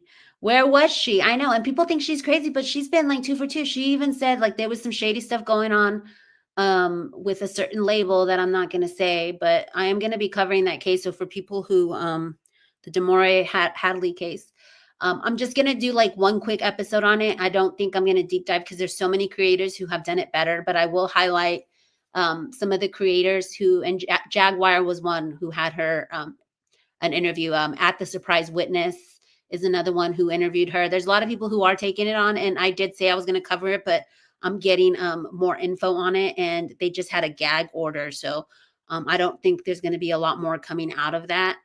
So I'm just preparing that show for you guys. But let's see. Yeah, even Sony didn't back Wayfair. Yeah, Khaleesi. I don't think he did all the things they say, but he did beat Cassie. Why didn't he go to the police at all? You never hear no one say they went to the police. So, I mean, that could resonate with jurors. And I'm not saying like he shouldn't go to jail or he should go to jail. I'm mostly watching this as like the legal, like if they did a good enough job to secure it. And that's where my opinion. So I know a lot of people will go like, oh, she's pro Diddy or that. Like, I'm just, you know, reporting the facts in the courtroom as I see them and like giving my opinion on like if I was on the jury, how I would potentially feel. Did you miss the lecture from Dr. Hughes, a board certified clinical and forensic psychologist with 30 years in interpersonal violence traumatic source? She explained it. Okay. She did try to educate the jury on, you know, these trauma terms and things like that. But again, they had so many witnesses since Dr. Hughes, and did the jury retain Dr. Hughes? I'm not sure. And I believe that there was, you know, a point where the defense even said, like, have you seen these people? Have you, you know, so to me, to a jury would be like, well, she never even saw the people involved to know that this is, you know, what they were feeling or what they, and I don't believe that the testimonies from either of them really meshed with the, you know, I know they weren't allowed to say coercive control language or whatever. Don Hughes wasn't allowed to do that because the judge didn't allow it. But For me, the problematic part with that, and I guess it is like, to Stockholm syndrome and trauma bonding and stuff, that they were still talking good about him. So maybe if the jury could connect those two, where it's like, oh, no wonder they still weren't saying like, oh, he's a monster or whatever. Didn't you say the jury is older for the most part? Yeah, they're like 40 and over. Age will definitely play into if the mental health experts will do much. Older are the suck it up generation. Yeah, and we talked about this in the very, very beginning. I was on Heinz's show. And we were talking about how it's not right for domestic violence, but the older generation, they used to think that they didn't view it as like we view it now, as harsh as we view it now, which as we should. But some of the older generation, that was just par for the course. So you never know. This last one, this is the last one I had up, which was Chelsea Lovelace, one of his ex-girlfriends, also filed a lawsuit against him. So part of the thing that we're going to get into next is the effects of what happened by the prosecution bringing this on. And one of the things that happened was that a lot of people came out and felt safe enough in a way to come out with, their civil lawsuits or whatever. Now, whether some people argue this is a money grab, and others will say, it's not a money grab. It's, people coming forward. This is a movement, all this stuff. It depends on which way you see it. But from the way that I saw it, I felt like it was the victims being re-traumatized for a potential, if the jury, decides to follow the law, or, if they presented enough evidence for that law to be interpreted in the way that they want for that guilty verdict. I don't know. I saw a legal analyst say something about, the danger that these people, like, everyone from the escorts to the witnesses at the hotel, and like the danger that they were put into, to try and then for the prosecution not to have like a super duper strong case that didn't have like a bunch of holes in it. Because for the first 2 or 3 weeks, it was like every witness that went up there, it was like hole. And like, especially when Westmoreland went up there and Steele to do the cross, it was, they did a really good job on the cross. The jury take will be interesting. So if he's found guilty, I'm just going to go over these real quick. If he's found guilty, the sentencing phase will begin immediately after. It'll strengthen the civil lawsuits. And an appeal will be expected. He's got Alexander Shapiro, who is the lead appellate attorney. And then the Rule 29 motion will also come into play, because he'll then rule on whether there was any deficiencies or evidence that was weak. It says he can be guilty on some and not all. And I believe that's the consensus right now. A lot of people are saying that Rico is going to be hung. If you want to put in the chat what you think is going to happen, guilty on some, not all, or not guilty, and then hung jury. If you want to just type in the chat what you feel as I'm going through these. So a lot of people think that Rico is going to be hung. A lot of people think that for sure, what I've seen, the consensus is that the Mann Act is a for sure guilt. For me, I thought that it was until he said the thing about the intent, and I didn't know about the mens rea. I didn't know that was a thing. So I was like, maybe he did plant enough doubt, like his intent wasn't criminal. So I don't know how that works. I literally just learned about that. And then it says, not guilty, Diddy walks. And like Aubrey O'Day says is, he's coming for everyone. There could be defamation or retaliation lawsuits. There's definitely going to be a PR cleanup. What is life for 50-year-old Diddy after that? I mean, Hot Mics with Billy Bush had someone on who said it's done. It's over for him. Like, no one's going to want to, and I joked when I was on Heinz's channel that him and Kanye are going to go on tour. And then he's like, would you go? That's the thing. And I'm like, no, I don't have 90s nostalgia like that to go and support Diddy after all of this. I mean, and if y'all know the Diddyverse, there's other stuff that, has gone on for years and been said and things like that. So he was already, struggling. And I believe those behind the name changes in the Love album and all that stuff. But, again, there was so much talk about all this stuff and, how it was a bigger criminal enterprise than what was presented, like a more, the music industry and all that stuff. So for me, I also take that into account where I'm like, if he's going down, like, I feel like so many other people should, come down too, because it seems like this is par for the course. We saw it allegedly in the um, Keisha case or whatever that, ended up being supposedly not true or whatever. But, there's things in the music industry that have been talked about for years and years and years and years. And I'm like, okay, well, is this going to be the start of that? Are other people going to start being held accountable for this quote unquote quid pro quo culture in music and in Hollywood and all that stuff? Is the world ready for that kind of downfall? I don't know. But yeah, let's so the civil lawsuits will still be pending, and somebody had brought up the governments can seize the assets if they're tied to criminal charges, which there hasn't been any wording that I've seen about forfeiture. But I found that, I just learned about this too, that in the R. Kelly trial, the victims were awarded 10 million for their civil lawsuits, but they've only been able to get less than 500K because the government takes that money under the forfeiture to so they're still trying to collect on the $9 million, which, if he is found guilty and the government does take his estate and all that stuff, then, the civil lawsuits that are pending, it's going to be hard. It's going to be an uphill battle for them if he's found guilty. And a lot of people use the R. Kelly example as like, this is for me, R. Kelly was a little bit more cut and dry because he was withholding access to like their family members. They had like zero support system. They didn't have phones, all this stuff. And I get that Cassie and Jane were saying like they were monitored and stuff, but it wasn't to the extent in the R. Kelly case. Like they were actually kidnapped, like to where they had to send like notes through pizza boxes and stuff. So I'm not sure. So just the facts is saying Diddy uses business enterprise, its people, power, and resources to build a criminal enterprise linked to sex trafficking, forced labor, kidnapping, arson, RICO. So he's saying guilty. Christina saying, I don't trust the jurors to do the things that's supposed to be done. I have so much hope in the legal system. So we have a guilty, we have a, I don't know.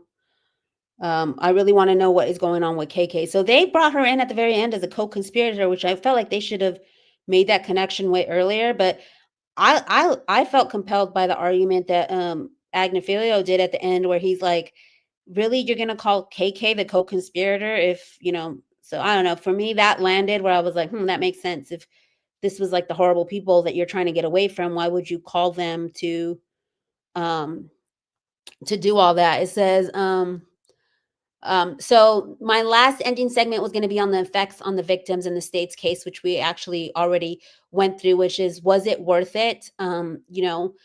One of the things that people don't know is the toll on the jurors and the public. Everyone had to sit through this evidence, which took an emotional toll on the jurors, which I believe it's going to be similar to like what content moderators had to go through when they have to, look at stuff like that, because they were pounded with days and days and days of these, debaucherous acts, people getting peed on. Like it was a lot. And I don't know how many of those people had ever been exposed to something like that. And once you see it, you can't unsee it. And like they had to go through that to fulfill their public service, which, thank you, CJ. What is it that you didn't know, Christina? So for me, I was just like, dang, like, because I had to stop reading the transcripts with the Cassie stuff because it was really, really hard for me. I ended up going back to read them, but I was actually doing a live reading of them, and I had the Cassie parts, and I was just like, oh, it made me feel super, super icky. And it was just, and I stopped kind of covering it like day to day. I would need like the weekend to like kind of take it all in, because it was like every day I would feel drained from just like listening to all this crazy stuff. And then another thing that I felt like, they gave the escorts like a platform to be able to get paid interviews, book deals. You have one of the escorts that's now, calling Cassie, some bad things in his book, and, making money. They were able to monetize this by giving them, putting those escorts up there to testify and stuff. So, in the end, is all of it worth it? Was one of the questions that I wanted to pose to you, or in the comments if you're not watching live. So if you are coming in now, or if you are part of the replay crew, tell us, sound off in the comments. Did the prosecution prove the case? Or do you think that it was such a messy picture that it created more of the free Diddy crowd? Because a lot of people were saying like, oh, all of a sudden there's all these people who are like free Diddy. Where did they come from? This must be PR at the end to try and sway public opinion and stuff. But I feel like it might be because the prosecution didn't prove its case enough to where they're like, oh my gosh, this was kind of like a joke. Like what we expected more, like you should have brought it or whatever. And so they're going on the opposite side. Because for me, it's like, I don't want them to find him not guilty or guilty, but I felt like, I guess my problem is ultimately with the prosecution, not like I felt like they dropped the ball or did not do enough. Like when I heard that they weren't connecting with the jurors and all that stuff, and I'm like, okay, you had one job. Like your job is to convince this jury to do this. Like the other side outdid you. So who knows if that'll be, but I don't know, just based on what I'm hearing coming out of the courtroom, based on what I heard as far as the cross-examinations with Westmoreland, how Nicole Westmoreland, who's one of his Diddy's defense attorneys, how the jury was really connecting to her cross. It just seems like their line of questioning and the things that they were able to extract from witnesses really resonated to the jury. So,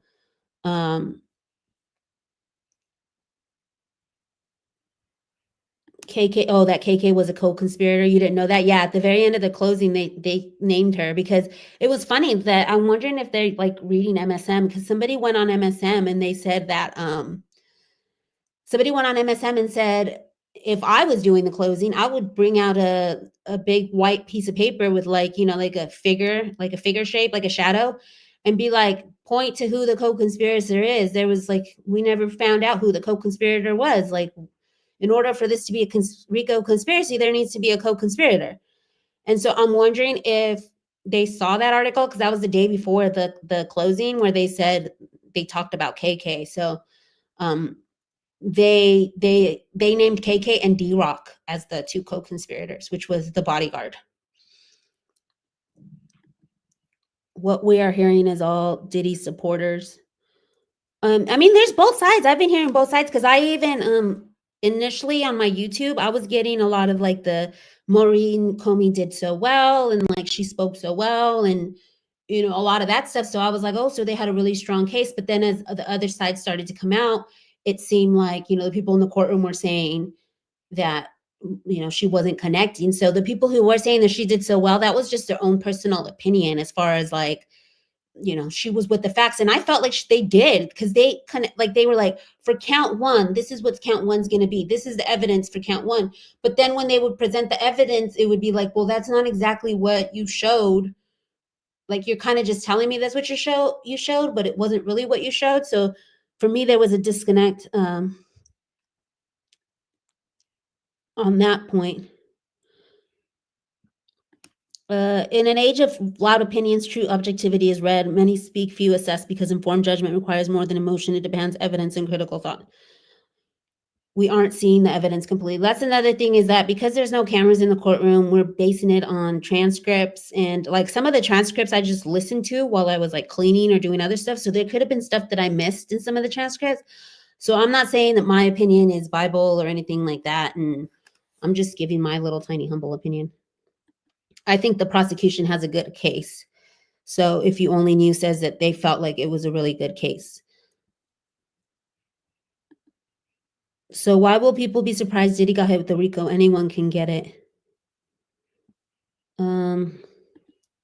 Someone paid influence to report lies because the jurors were not smiling and cheering.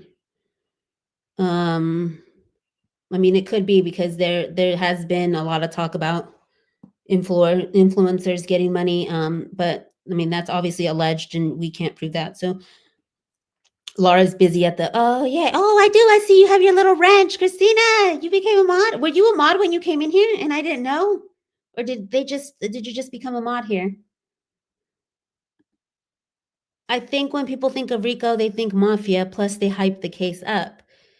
Yeah, and the fact that they're like, he was a criminal monster, but I'm like, but what I saw was everyone talking about how lovable he was and how they made a scrapbook about him. So I don't know how to feel about the fact that he's a monster. Yes, the actions and evidence may show that that's what he is, but for some reason, I can't get over the fact that like they endeared me to him through this trial. Like, I don't want to be endeared to someone who did, all this crazy stuff allegedly. Like, that's not how I want to feel emotionally about somebody. I'm not saying he's a good person or anything like that, but based on the testimony, it made me start to see him in a different light than what I saw him. And this is after I watched The Downfall of Diddy, I was like, ooh, like I had a really, really bad, like, it's a bad documentary. Like the stuff that went on there, it was bad. And so for me to go in to the trial having that view of him, and for me to come out of the trial being like, like not even sympathetic, but like I believe it was even like Cassie or Jane. One of them said like that they were there for him for his pain. Like I don't even know if they said his childhood. Maybe I just made that up. But it felt like something like they were trying to take his pain away, and like how he dealt with pains through drug addiction and all this stuff. And I was like, oh, like I don't think she ever tells the truth. I think Jaguar Wright is a big liar. At first, I believed everything they said about Diddy when the trial started, but now I follow the trial. He ain't guilty of nothing. So, I mean, but Jaguar Wright at least is compelling when she talks to her. You're like listening and you're like, okay, that could be true. And she was right about, the fact that people had things to say. Like, Cassie was saying these things, and she did come out and say those things in her lawsuit and stuff. So at the end of the day, was she just reporting rumors and things like that, like hearsay, or because it did end up being that a lot of the stuff that she said ended up coming to fruition. So I don't know. To me, it just felt like when I was listening to the Jaguar Wright stuff and watching these documentaries, I felt like for sure, this man's a monster. He's guilty, like jail him. And then now, I do still believe that there should be some kind of consequence, for his actions. But do I believe that they prove that here to like put him in jail for life? I don't know. I don't want it to come out as me being pro Diddy, but I did come out of it. It says, did you check out the long crime AI reenactment of the trial? Yeah, but they didn't have all of it, huh, Christina? They only had a piece of it. The average American. And yeah, that's why I'm trying to educate myself. Thank you, Just the Facts. The average American isn't trained to fully understand the law. That's why the Constitution guarantees you a lawyer if you can't afford one. All of a sudden, people understand RICO. Shaking my head. Well, I tried to, do my best watching legal analysts, educate myself on it, read the proposed jury instructions on what, the RICO was. Nate, the lawyer, was really good at educating me as far as what the predicate acts were. I didn't know about predicate acts. So, that was another thing where there was, kidnapping, arson, obstruction of justice. So, I mean, if anything good came out of this, now that we're wrapping up on the effects on society as a whole, is that maybe, yes, we became more educated. Nate, the lawyer, is great. Yeah, he's really good.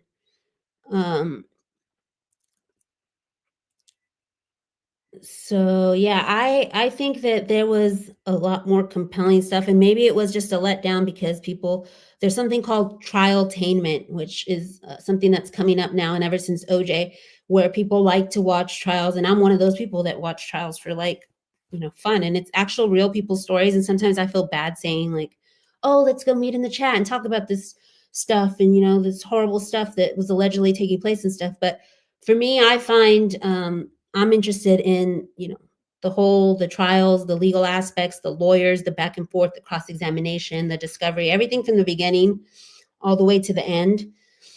And I guess, they call it trialtainment, which is watching trials in the form of entertainment. And I guess that's why people watch like Law and Order and stuff like that, or, deep dive into like true crime, old cases and things like that. I didn't know he was an ex-cop. Nate, the lawyer, is a great resource. He was an ex-cop, an attorney, and a professor. Yeah. And he's one of the first people that said they got him. Like, he's like, oh, I'm filling up my list.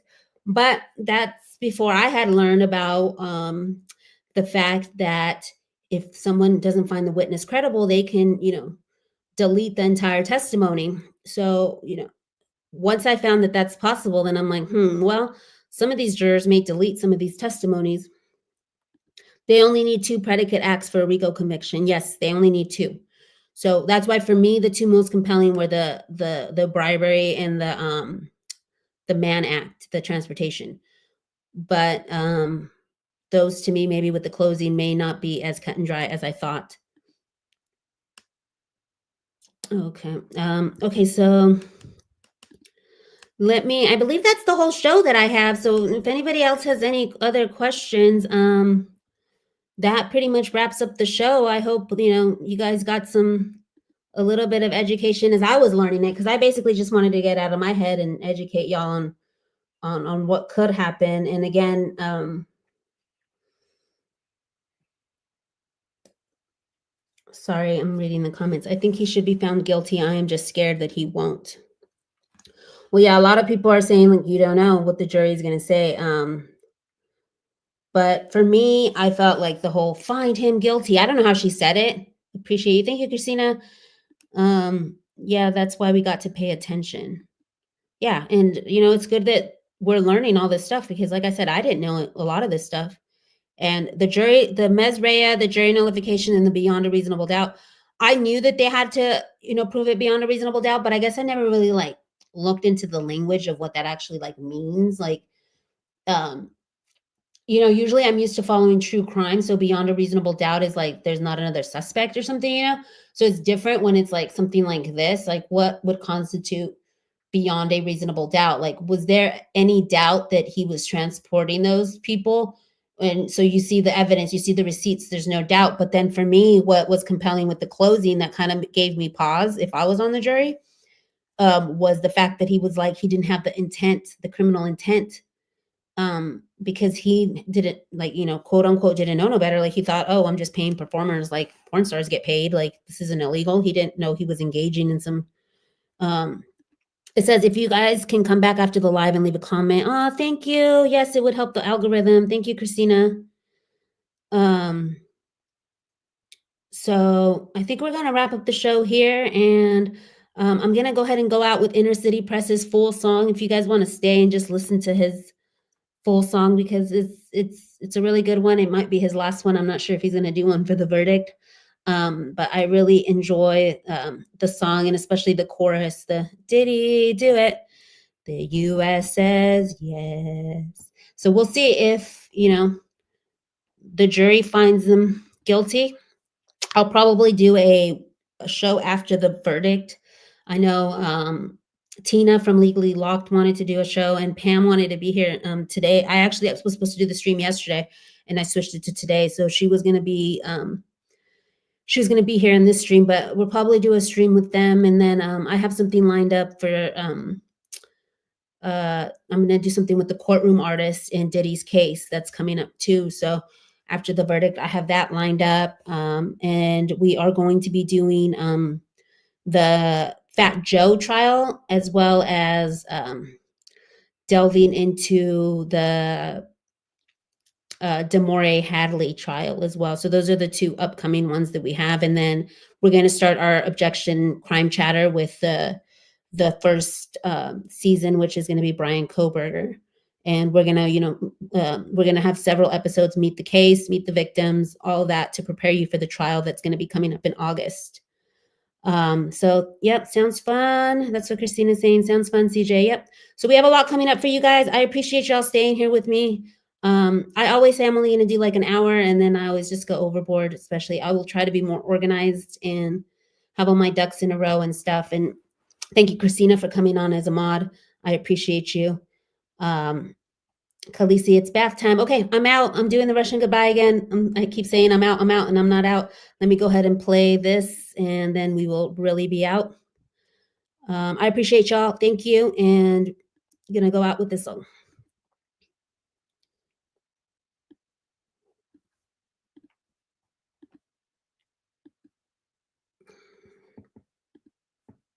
Law, one man conspiracy.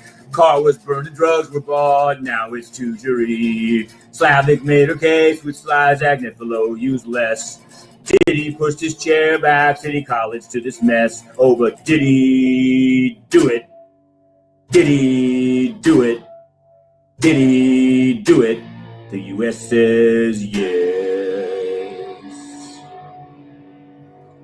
Comey Amy has an albatross, her dad in politics. Now targeting Agnifilo, saying he's playing tricks. Took rebuttal right to 5, the legal charge did slide. Then 12 to the jury room, how long to decide? Oh, but did he do it? Did he do it? Did he do it? Will they say yes?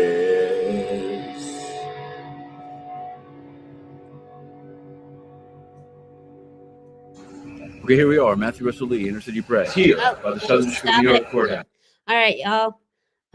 Thanks again for stopping by. Make sure that you hit the like and leave a comment once we close this. Appreciate y'all. See you on the next one.